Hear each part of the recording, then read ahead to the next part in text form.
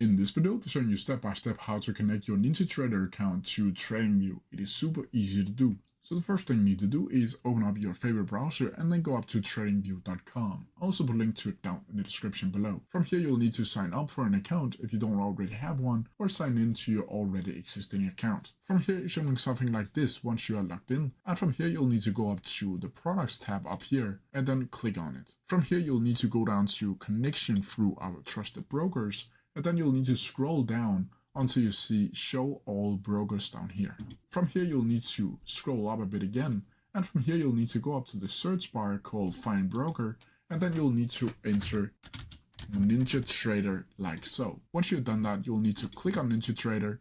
And from here, you'll need to either click live account if you have a live account, or a demo account if you only have a demo account inside of Ninjatrader. From here, you'll need to enter your Ninjatrader username and Ninjatrader password. From here, you can also click Don't Remember Me or Always Remember Me and then click Connect. Once you click Connect, this page will disappear and it will say down in the button that your connection will successfully have done. That's how you do it. If you have any questions about it, please leave them down in the comment section below and I'll try my best to answer them as quickly as possible.